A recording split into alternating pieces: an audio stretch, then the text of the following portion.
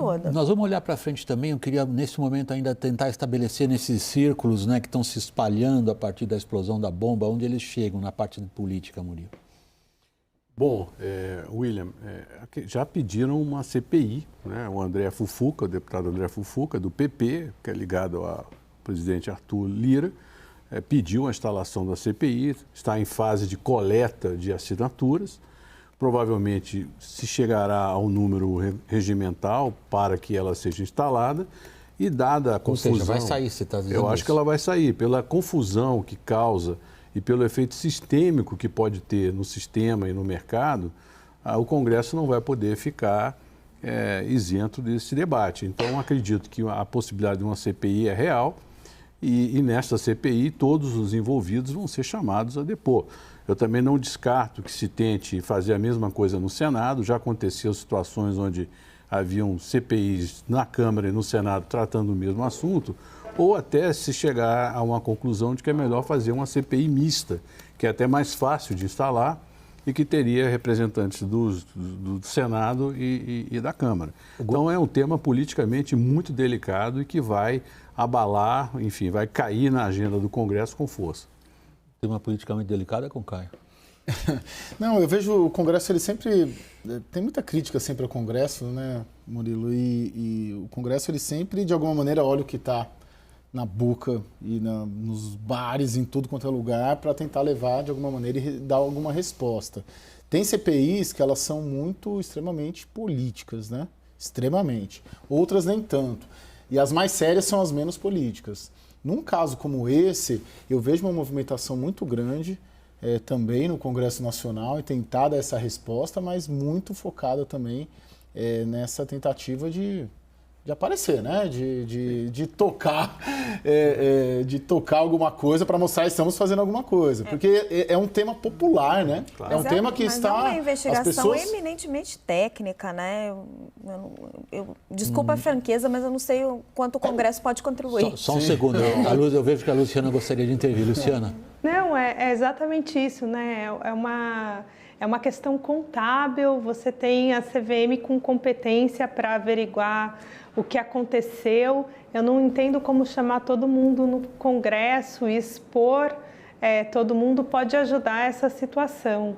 É muito difícil conseguir imaginar alguma melhora na situação dos acionistas, dos credores, da própria companhia, né? Porque ela tem 100 mil empregados, então, na medida do possível, o sistema jurídico tenta preservar a companhia, justamente para preservar essas relações, esses contratos, esses fornecedores que dependem das americanas para vender. Não imagino como envolver isso, fazer uma CPI a respeito de uma questão contábil possa ajudar de alguma maneira. Murilo estava pedindo a palavra. Olha, eu não quero fazer julgamento de mérito, acho que a Luciana está fazendo um julgamento de mérito, eu vou fazer um julgamento de realidade. E o Congresso americano também investigou o escândalo do Madoff, chamou Bernie Madoff, o famoso Bernie Madoff, criador da chamou pirâmide. A SEC para se explicar, para dizer por que vocês deixaram acontecer isso. Então, os gatekeepers vão ser chamados. Politicamente, eu não estou fazendo um julgamento de mérito, faço um julgamento de realidade. Eu, se fosse político, é evidente que eu não ia deixar passar essa questão sem ser debatida dentro do Congresso Nacional. Como é que é possível um rombo desse tamanho não ser considerado dentro do Congresso Nacional? Por mais que diga, o Congresso não tem muito como ajudar. Olha, eu tenho dúvidas, porque o Congresso tem hoje um dos melhores corpos de assessores do país. É um concurso dificílimo, com pessoas ganhando salários muito bons, de pessoas de altíssima qualidade. Então, eu acho que vai ser difícil proteger o ambiente e dizer, não, olha só, essa questão aqui, a CVM vai resolver, a equipe econômica, Banco Central, não, vamos deixar, não. Deixa eu só sugerir essa questão, então, para a Luciana, que você está se referindo ao que ela acabou de dizer. Luciana, eventualmente você vê a CVM como um alvo de uma CPI dessas? Olha, parece que até já tem um pedido do Ministério Público para que a CGU averigue se a CVM deixou de agir ou de alguma forma falhou em sua missão, né? Então isso já está acontecendo em alguma medida, não por meio de uma CPI, mas por meio de um pedido do Ministério Público para a CGU. Como eu falei, a regulação do Brasil nesta matéria, ela é muito parecida com a regulação do resto do mundo. A gente adota os padrões contábeis internacionais e a gente adota um sistema de guardiões que é muito parecido com o resto do mundo. O que a CVM tem a menos do que a SEC tem? A CVM tem menos braço. Né? Há anos não tem concurso, o mercado de capitais acho que quadruplicou e os quadros da CVM só diminuem porque você não consegue nem repor quem se aposenta. Então, é muito pouco provável que a CVM tenha feito alguma supervisão temática sobre o tema, né, das operações risco sacado, que são as operações que deram origem para as inconsistências, de acordo com as declarações da companhia até agora. Então, assim, eu acho que mesmo que a CGU averigue a responsabilidade da CVM, a CVM vai demonstrar que ela faz tudo muito parecido com os reguladores do mundo todo e se não houve uma supervisão temática sobre esse tema é por falta de braço e ela está avisando que está sem braço há muitos anos, né? Luciana, vou andar um passinho adiante na nossa conversa agora e começar a tentar estabelecer como isso que o Murilo chamou de risco sistêmico se propaga ou não, Raquel. O que inicialmente a gente viu foi uma queda de braço brutal entre bancos credores e os acionistas de referência, que tem uma influência enorme na conduta, até em termos jurídicos, das americanas. Como é que isso está evoluindo? William, olha, em muitos anos fazendo esse tipo de cobertura, eu não tinha visto uma relação tão ruim. Eu acho que nem na época do Odebrecht, nem na época do Eike Batista. Era uma mesa de negociação, bem, continua sendo, eles vão ter que continuar conversando, tem a apresentação do plano de recuperação, assim, com um clima horrível. Para você ter uma noção do processo, no momento em que começam a surgir as informações, os bancos sacam dinheiro das americanas e começam a pedir os bloqueios de recurso. Então, o BTG consegue uma liminar para um bloqueio de 1 bilhão e 200 milhões, mas nós também tivemos o BV, o Bradesco, se não me engano, e acho que mais outros 2 bancos conseguindo um outro bloqueio de 800 milhões de reais. Então, se juntou aí quase 2 bilhões de reais de dinheiro bloqueado por esses bancos e é um dos motivos que a Americanas alega no processo de recuperação judicial que isso drenou o seu caixa. Então, os bancos tinham uma desconfiança imensa de qualquer tipo de boa vontade do Jorge Paulo Lema, do Marcel Telles e do Beto Sucupira, que são 3 dos homens mais ricos do país, de salvar essa empresa. O que um banqueiro me disse de forma reservada eles não estão nem aí. Então, assim, era este o clima e é esse o clima na mesa de negociação. Assim, dá para entender, porque tem uma fraude, um indício de fraude, de mais, pode chegar aí a 40 bilhões de reais, a 20 bilhões de reais, uma dívida em 43 bilhões de reais, que ninguém sabe direito de onde está vindo e que surpreendeu todo mundo, porque esses 3, eles tinham uma imagem praticamente impecável no mercado financeiro. Quando a gente fala de risco sistêmico, nós estamos falando basicamente de 2 grandes âmbitos nos quais esse tipo de consequência começa a rolar, igual jogar uma pedra na água e os círculos vão se ampliando.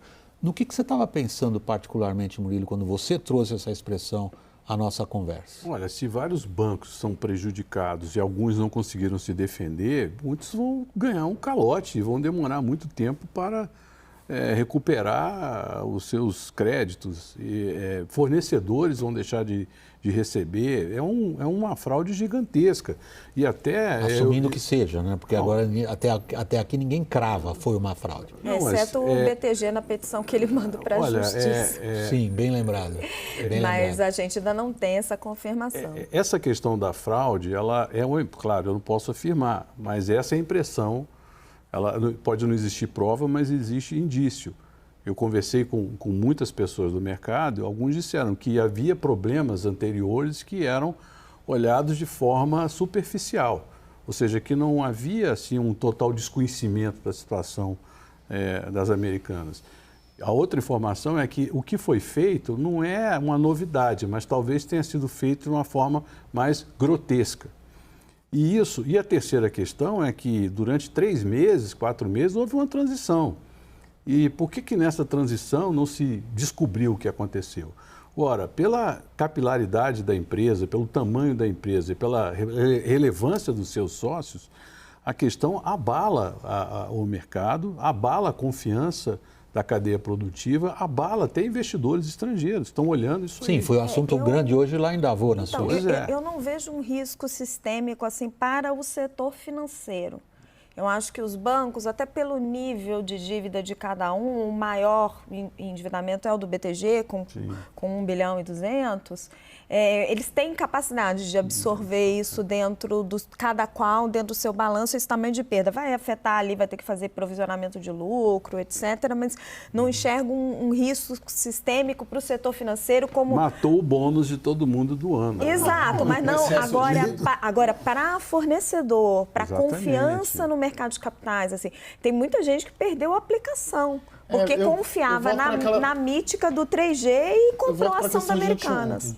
Desculpe, sobre esse assunto, que não é o meu DNA, essa área de cobertura, mas eu sempre vejo essa questão, e conforme da economia, do sistema financeiro, sempre com muita blindagem do sistema político, da cobertura, muitas vezes, muita blindagem, muito endeusamento, muita proteção, e quando a coisa explode, ninguém sabe, nossa, como assim isso aconteceu? E eu faço sempre o paralelo, e eu estou trazendo isso aqui porque eu tenho tido essa reflexão com o universo político. Que se o Lula fala uma coisa, ou se o Bolsonaro fala uma coisa, fala, ixi, vai dar problema. E aí, quando explode uma situação como essa, ninguém sabia. Ninguém duvidava, porque os donos são, de certa maneira, gente muito grande, gente que a política nunca mexe, gente que ninguém mexe. Né? E até então eram tidos como intocáveis, nunca erraram, são os melhores. E aí quando explode uma coisa dessa, fica todo mundo, Deus nos acuda, né? Entra até o Fufuca na jogada, né? Que é um deputado do Maranhão. É absolutamente legítimo, e entre os gatekeepers que a Luciana estava citando, nós temos aí também as empresas de auditoria. Porque se a CVM ela faz um trabalho... a posteriori, vamos colocar assim, as empresas de auditoria, particularmente a Price, elas são contratadas para olhar, não é, Luciana, linha a linha desse balanço. Exato. São elas que assinam por isso. E a gente já viu isso em outros casos, desde a Enro. Luciana, há um ponto aqui que eu queria lembrar, que os comitês de crédito dos bancos, Exato. ao longo desses anos todos, examinaram essas contas e também não perceberam. Então, isso guarda uma relação, volto a falar, com o episódio do Bernie Madoff também, que as pessoas não perceberam o que estava acontecendo. Aqui eu não quero dizer que houve ou não má fé, mas seguramente... É que a comparação leva a gente a pensar isso, Murilo. Houve incompetência, né? Brutal. Luciana, você tem sua própria, digamos, neste momento e considerando que é tudo muito preliminar, sua própria tentativa de explicação se é fraude? Eu acho que está mais com cara de uma política contábil muito ousada do que fraude. Porque eu acho que se fosse, na proporção que tem, 20 bilhões, né, um número como esse, numa companhia que valia 13, 14 bilhões, acho que se fosse... fraude, de alguma maneira, os testes da auditoria ou a auditoria interna, ela pegaria, né? Porque você tem lá um mínimo. Eu acho que tinha uma explicação que não convenceu os novos executivos. mas que estava acontecendo há muitos anos e gerava esse nível de endividamento. Isso é tão grave quanto, porque uma política, a gente adota o IFRS, ele preza a essência sobre a forma. Então, ainda que tenha uma boa explicação, mas em essência não demonstre o nível de endividamento da companhia, aquilo torna-se incorreto.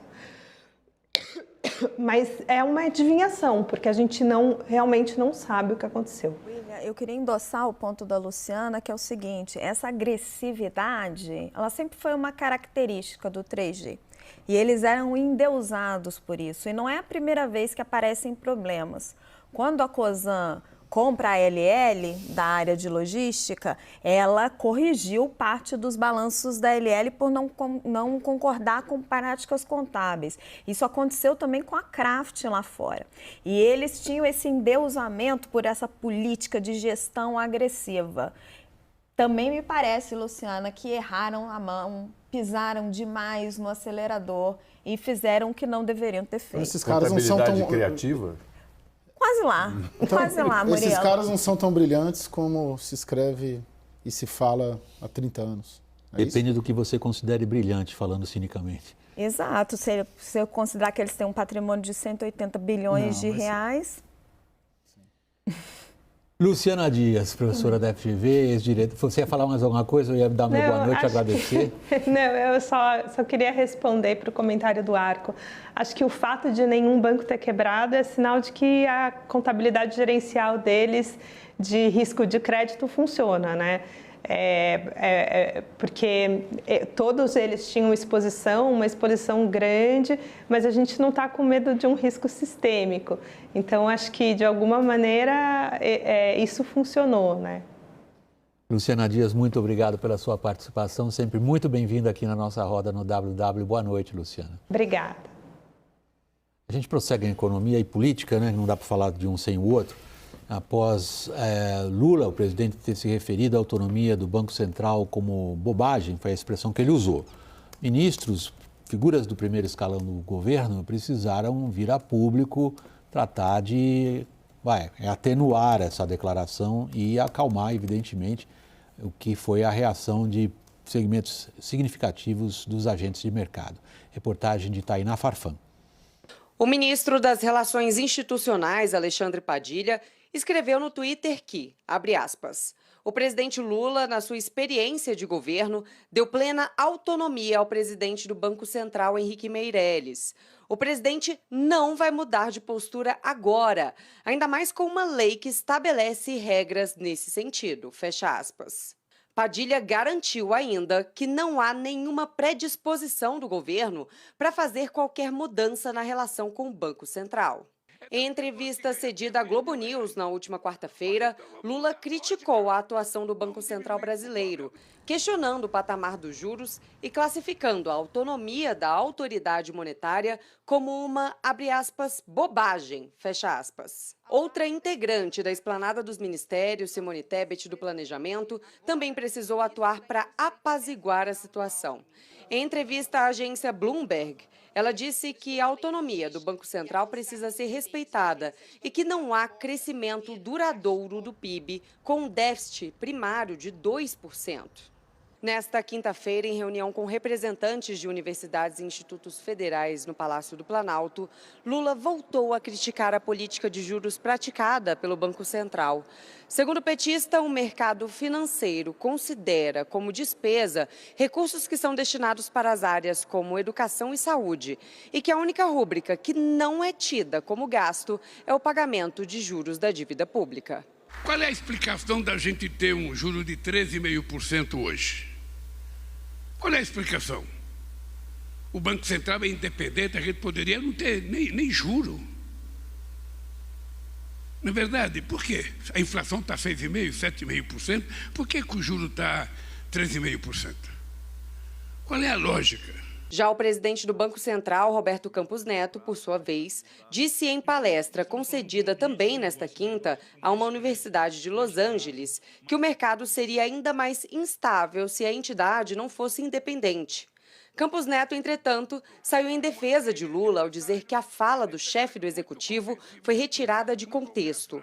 Segundo o presidente do Banco Central, o sentido da declaração do petista é de que a independência da instituição não precisa estar na lei para valer na prática. Roberto Campos Neto, aliás, ele tem um estilo pessoal muito elegante. Nessa declaração dele, ele foi bastante elegante em relação ao presidente da República, tratou de não aprofundar o que o Lula estava começando a criar, ou prossegue criando, que é um atrito ali com uma área muito sensível para ele governar, que é o da política monetária. Agora, Caio, o que a gente viu hoje, de novo, faz a gente perguntar, não combinaram com o Lula? O Lula vai e faz uma declaração que um bocado de gente critica, nós inclusive. E aí vem pessoas de primeiro escalão com uma extraordinária experiência política, é o caso do ministro das Relações Institucionais, Padilha, um dos nomes mais elogiados na composição desse ministério. Vem a público e diz, não é isso que ele quis dizer, tará. Aí passa algum mesmo, na sequência, o Lula vai lá e reitera tudo o que ele falou. O que está acontecendo? Estão batendo cabeça? Bom, primeiro que ninguém peita o Lula.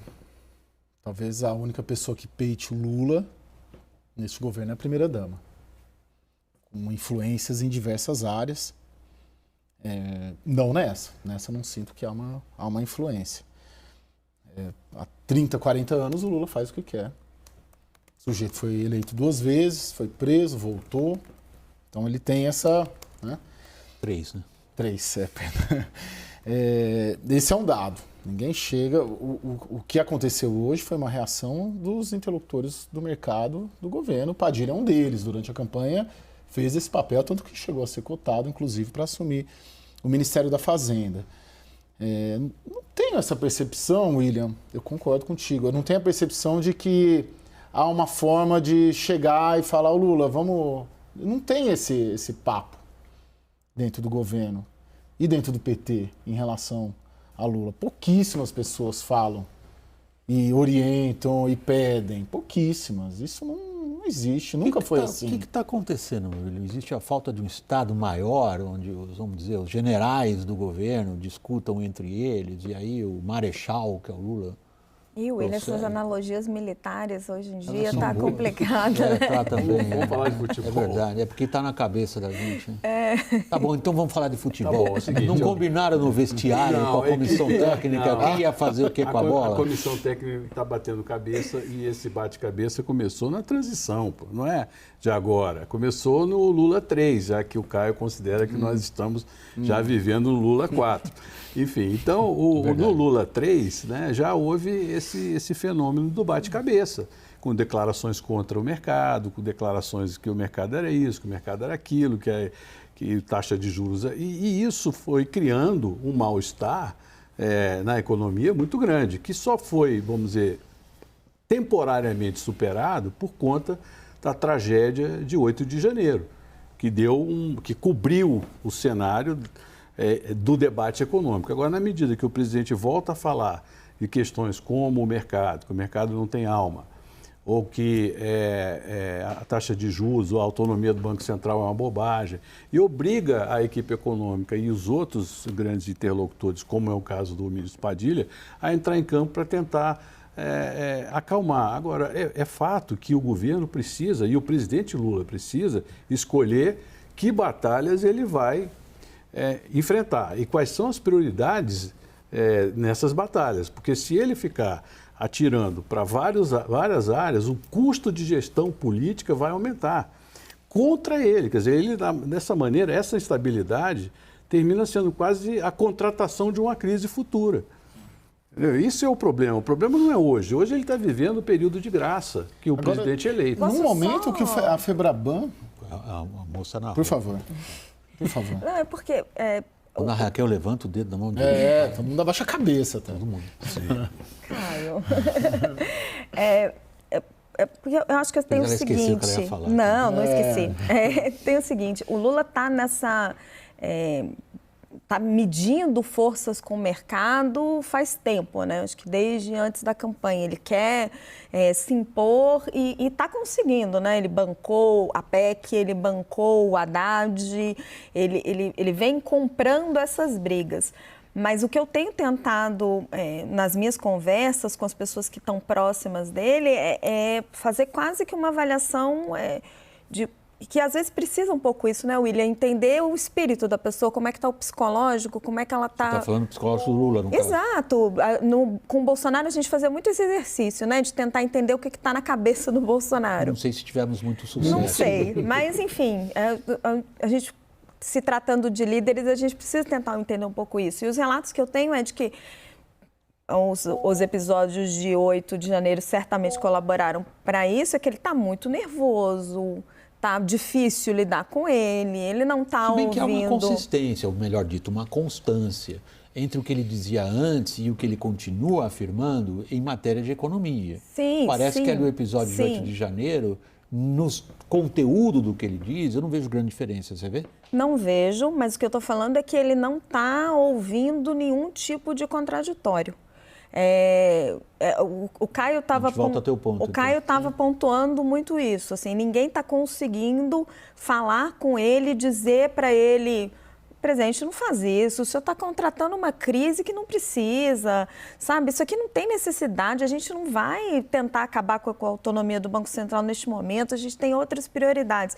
E para um líder isso é muito complicado, não ter pessoas da confiança dele que possam dizer a ele claramente, sem medo de perder o emprego, você está errado. Mas isso nunca foi assim com Lula, isso há 30 anos, 40 desde que pelo menos antes de eu entrar em jornalismo político, isso sempre foi assim em relação ao Lula. Com o Bolsonaro, a mesma coisa também, até onde a gente sabe. Mas ninguém chegava e falava, olha, não dá, talvez Valdemar, né? Agora sim... Mas eu discordo em relação ao Lula. Eu acho que o Lula teve momentos onde ele ouviu muito o Palocci. Sim. Exatamente, eu vi a equipe econômica com muita atenção. E ele ouvia também muito o Zé Disseu. Também. Os dois tinham tinham um nível de interlocução muito próximo, muito Você elevado. Você está sugerindo que isso se perdeu e nada entrou no lugar? Não, pois é. Por exemplo, até o próprio ministro Zé Múcio Monteiro, quando secretário de Relações Institucionais, também tinha um nível de diálogo muito elevado, dando a sua opinião, não necessariamente... querendo agradar, agora, entendeu? Não tem uma questão aí da precificação que a gente debateu bastante no governo Bolsonaro, quando o Bolsonaro falava, ameaçava e a certo instante, a gente falou bastante disso aqui, o mercado parou de precificar. Isso não acontece mais a sério, é isso que você está dizendo. Isso não acontece, ou não está em vez de acontecer, ou já não está acontecendo. Caio. Quando o Lula fala, ele fala, pô, esse é o Lula falando. Tá lá, ontem no caso, tá lá com a CUT, com a força sindical, ele está falando. Vamos ver o que a equipe econômica está fazendo? A equipe econômica ontem estava com a Febraban, discutindo política de juros para o desenrola. O Isaac, presidente da Febraban, nas posses que eu fui, dos ministros, na primeira semana de governo lá em Brasília, ele estava em todas. Nas 4 que eu fui do Palácio. Dos 4 petistas. Então, assim... Caio, você tem toda a razão. Eu queria só pontuar duas coisas. Primeiro, o diálogo da equipe econômica com o mercado é bom. Isso não é um problema. Agora, quando a gente fala de incerteza econômica... Como foi o Guedes. Não, talvez hoje seja até melhor, pela própria necessidade do Haddad e da sua turma de entender e de dominar a questão. Então, eu não vejo hoje um problema de relacionamento do mercado financeiro com a equipe econômica. As declarações, elas afetam a economia, eu digo o investidor imobiliário, industrial. Eu hoje fiz uma palestra para um conselho de administração de uma grande empresa e eles estão receosos, porque eles não têm claridade no que vai acontecer. E quando olham a equipe econômica, ok, fazendo um discurso, uma atitude prudente, eles veem uma declaração desse outro lado. Então eles dizem, o que vai prevalecer? Por isso que eu digo, quem é que manda? Qual é a tendência? Para onde nós vamos? Quando isso acontece, Caio, o efeito imediato é retração. É retração. Então, por isso, a gente está contratando a crise porque a gente não está investindo. Então, se a gente não investe, amanhã o emprego vai parar de crescer, o PIB vai cair. Então, esse é o momento. O presidente tinha que... dois desafios, conciliar politicamente e conciliar economicamente. E vou reforçar o ponto no Murilo, tá? Embora o mercado financeiro ali, os operadores de trading, votassem no Bolsonaro e gostassem da agenda do Guedes, os bancões não gostavam do Bolsonaro, não gostavam do Paulo Guedes e não gostavam do Bolsonaro, principalmente por causa da política ambiental desastrosa dele, que afastava dinheiro do Brasil. Eles têm, e aí você fala do Isaac, da Febraban nas posses, eles têm uma extrema boa vontade com o Lula. E é por isso que chama tanta atenção essa postura de confrontamento dele. Não precisava. Ele está contratando uma crise com um público, né, desses grandes bancos, desse grande mercado financeiro, votou nele. Que não é que votou nele, não sei te dizer. Não, eu digo apoiou. Mas que não votou, mas que não fez oposição. Mas que não está brutal. necessariamente contra sim, ele. Sim, não, perfeito. Entende? Assim, força de expressão. Não está fazendo, ele está tratando esse público como se fosse uma oposição aberta, como se tivesse de peito aberto contra ele. Sim, é um sim. inimigo errado, Sim, sim. não precisa. O curioso é que quando a gente pega, por exemplo, as posturas do presidente do Banco Central, Roberto Campos Neto, e está na cara o que ele fez hoje. Ele falou, não sou eu que vou pôr mais ar quente ainda nesse balão. Então deixa eu considerar que o presidente foi mal interpretado. Isso é uma extrema boa vontade do presidente do Banco Central, porque ele está dizendo, não, ele disse aquilo, mas não é bem aquilo. Agora, o Roberto Campos Neto tem sido muito incisivo em dizer aos integrantes, não só da equipe econômica do atual governo, mas particularmente ao vice-presidente e ministro do Desenvolvimento, Indústria e Comércio, Alckmin, o que vem a ser o que os presidentes do Banco Central do mundo inteiro conhecem a partir de um pouquinho de tempo atrás como momento truce, que é quando a nova chefe de governo da Grã-Bretanha apresenta um plano fiscal que os mercados consideram inexequível e simplesmente puxam o tapete debaixo do governo. Ela ficou um dos mais breves tempos à testa do governo de um país avançado do primeiro mundo, porque ela, Truss, foi surpreendida pelo mercado.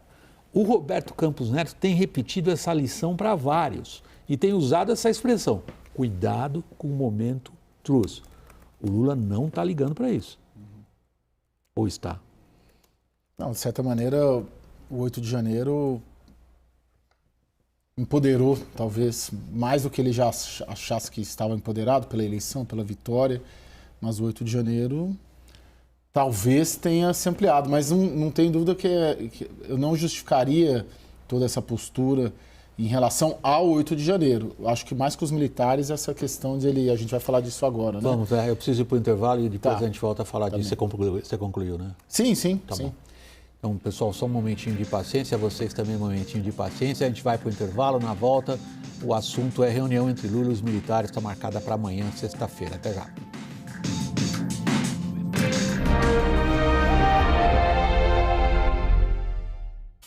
Pensa comigo, 50% do tempo da área de compras da sua empresa é gasto em demandas que representam 10% das suas despesas. Faz sentido isso? Conheça a BR Supply e tenha acesso ao Supply Manager, um intra-e-commerce moderno e intuitivo. São mais de 12 mil itens voltados ao consumo recorrente de suas operações. Tudo automatizado e personalizado. Acesse brsupply.com.br e saiba mais. É cartão?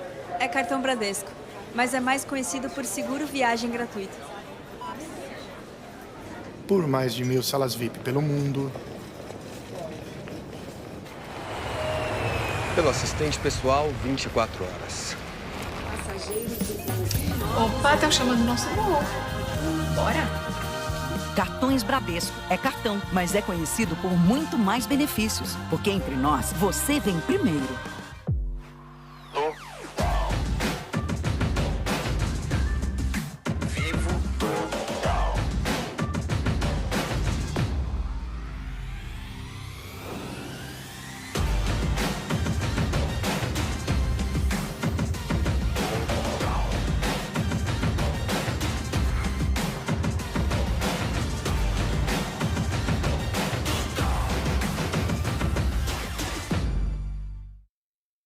cliente me contou que conheceu o C6 Bank através do filho dele, que abriu uma conta aqui. Já sei.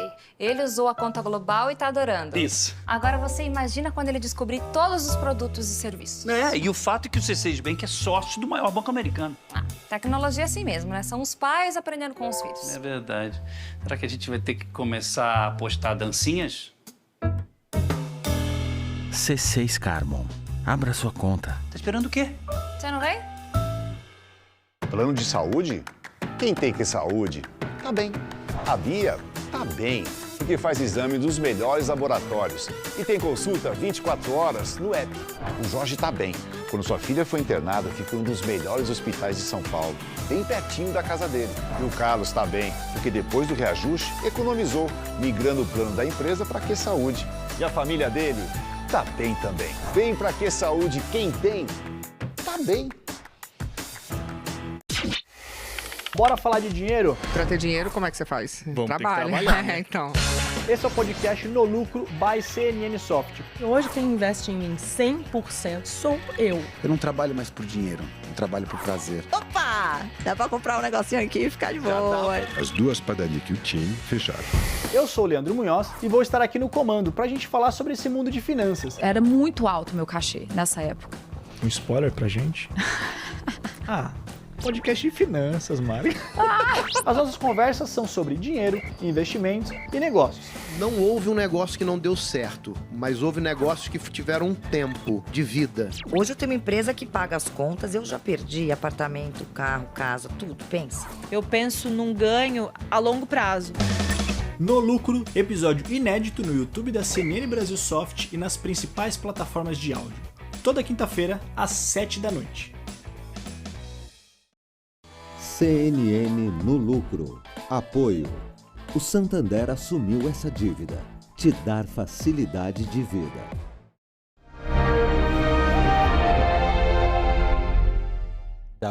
Voltando do intervalo, como a gente estava anunciando para vocês, vamos tratar agora de uma questão das mais difíceis, que é a relação do presidente da República e os seus, porque ele é o comandante-chefe das Forças Armadas, e os seus comandantes das três forças. Há uma reunião que está prevista para amanhã entre o presidente Lula e esses comandantes das Forças Armadas. Acompanhe a reportagem. O objetivo do encontro é acabar com o clima de desconfiança que paira entre o presidente da República e os militares, principalmente após os atos de terrorismo de 8 de janeiro.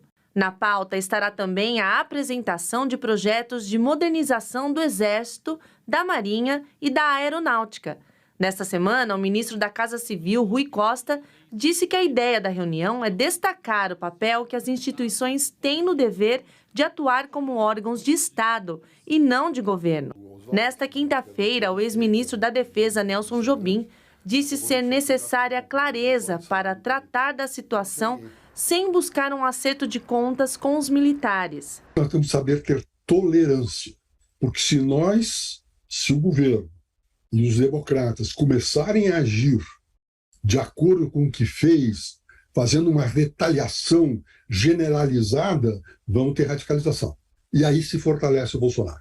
Jobim, que comandou a pasta entre 2007 e 2011, participou de um seminário virtual promovido pela Fundação Fernando Henrique Cardoso e avaliou que houve um apagão de inteligência de todos os envolvidos na segurança dos prédios públicos. Onde é que estava a guarda presidencial?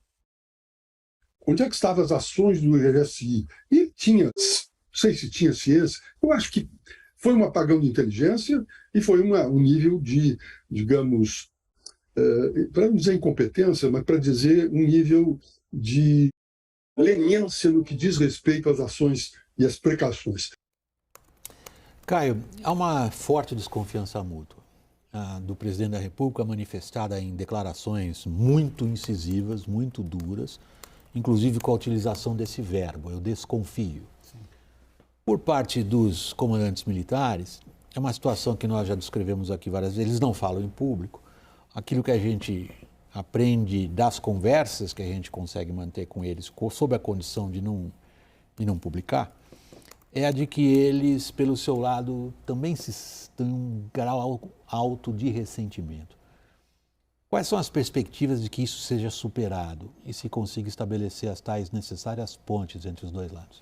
Bom, o que eu senti nos últimos dias escolhendo dos militares da ativa, em relação inclusive a esse encontro de amanhã, William, é um interesse de pacificação, um interesse de apaziguamento, um interesse de fazer gestos, os militares fazerem gestos. Quais?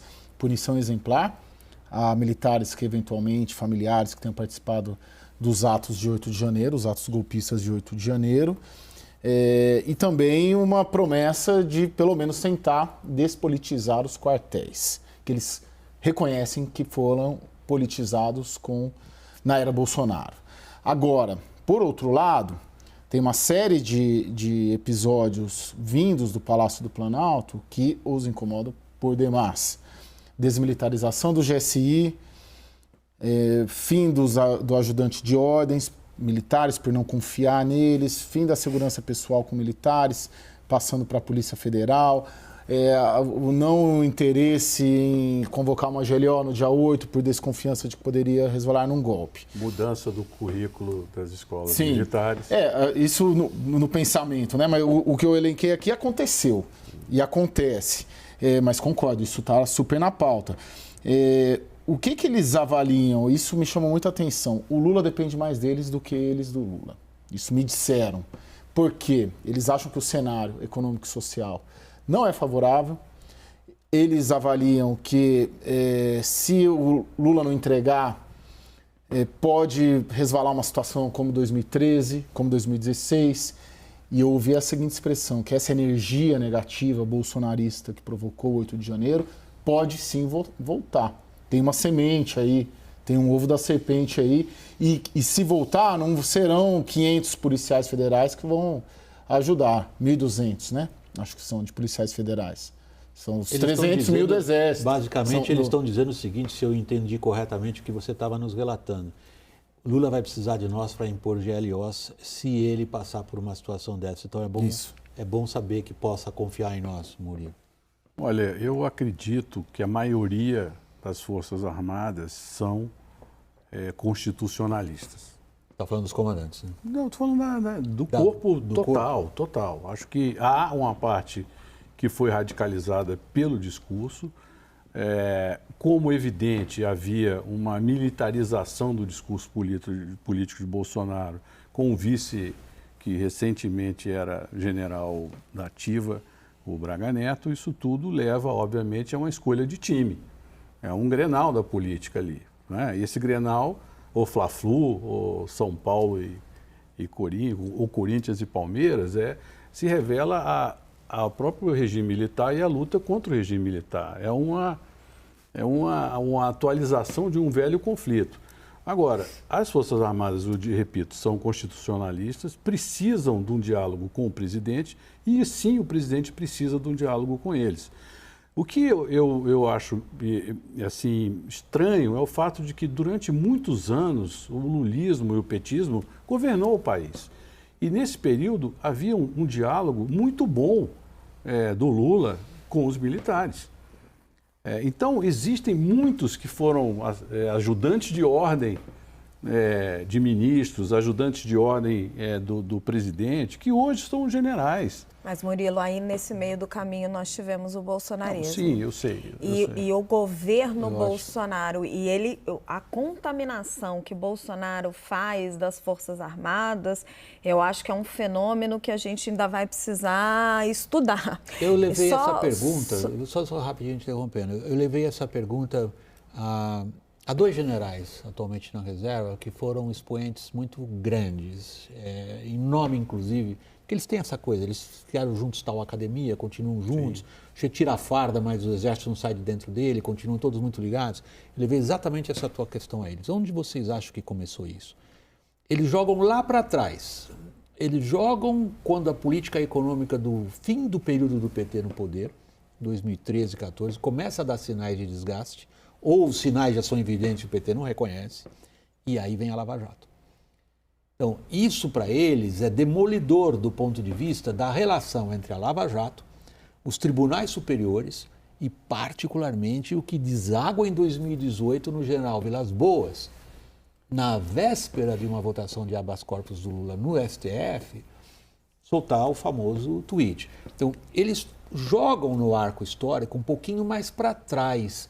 Isso que eles descrevem como o nascimento de um sentimento de desconfiança em relação à figura do Lula. Sim, não vamos bater continência para o ladrão, mas eu acho que tem uma outra, eu já ouvi essa expressão, mas eu acho que tem uma outra questão, William, que é o seguinte, o Bolsonaro, e isso tem um efeito sim sobre as Forças Armadas, ele traz muita gente para dentro do governo. Eu estou dizendo que é anterior a Bolsonaro. Exato, acho que isso faz um caldo, faz um sentimento, a indignação, a corrupção, etc, etc. Mas ele traz para dentro do governo uma série de generais, de coronéis, e ele empodera alguns desses generais que não teriam nunca o cacife que tiveram no governo Jair Bolsonaro, se em condições normais de temperatura e pressão, porque não seriam considerados dentro das Forças Armadas como aptos para tal, eles não tinham tais qualificações.